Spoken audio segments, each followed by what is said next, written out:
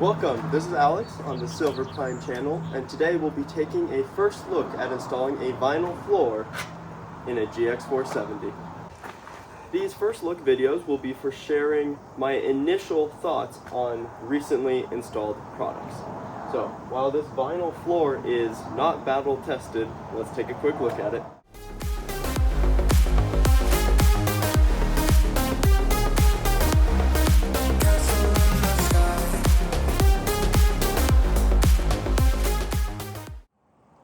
Let's first take a look at the material.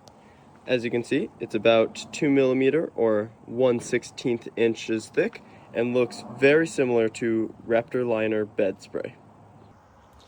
My favorite part about this material so far is how easy it is to clean.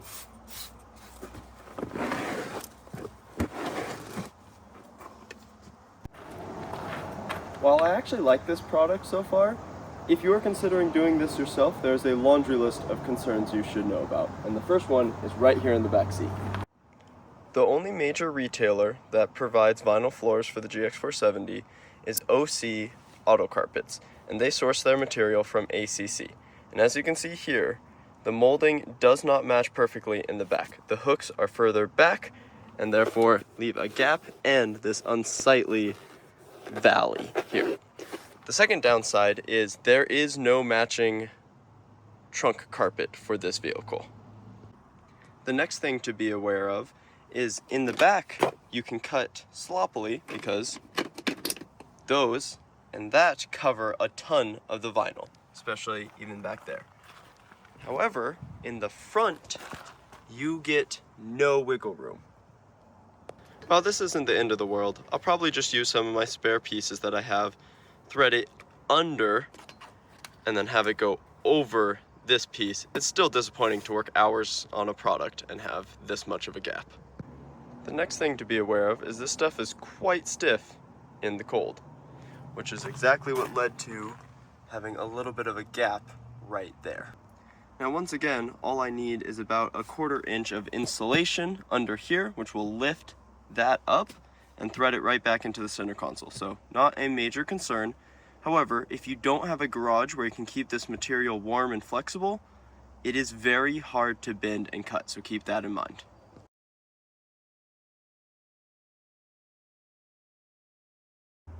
Another downside of this vinyl floor is the insulation kit it comes with only really fits the driver's side. So you can see it right there. The rest of the pieces, especially in the back, simply do not fit. And I will clip in a quick video. So taking a quick look at the foam, clearly that guy goes there. I'm guessing those are there. That guy fits well, that guy fits really well. Must just be for the wrong car, I guess. I mean, I don't even have any circular cutouts in the Gx470. Final thing to be aware of here, you'll notice there's a wave and about a fingertips gap along all the trim, and let me show you exactly why that is. The factory OEM carpet comes with 4 different supports attached underneath. They have the insulation, this higher density insulation here, hard foam, and a plastic track along the perimeter. Now the vinyl floor that you order will not come with any of these, except for loose insulation. However, I will not be reusing any of this. I don't know if you can tell there. This has already been soaked in mud once, and that's the whole reason I'm swapping to a vinyl floor, is to make cleanup easier if it were to happen again. However, I might try to repurpose these, and if I do, I'll give an update to the video. Another warning if you're thinking about doing this project. These clips here are quite fragile. While they all still fit, none of them fully broke, you can see they don't stay in like they used to. And I have not found a part number for these, so if you guys have that, put that in the comments. When I do find it, I'll post it in the comments if no one else does. But it makes it so that when you pull the trim up, this also comes up.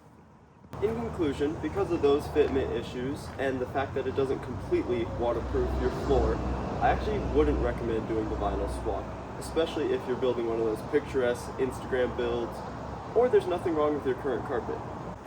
But since I've already soaked my current carpet in river mud, and it smells like it, I don't regret buying this vinyl floor at all, and I'm actually really excited to test it out this spring and summer through all the mud, sand, and see how it does. So once I do find those clips and get this perimeter support installed and actually have some time to test its durability, I will do a full review. But until then, make sure to post any of your questions or ideas in the comment section, and I will answer them to the best of my ability.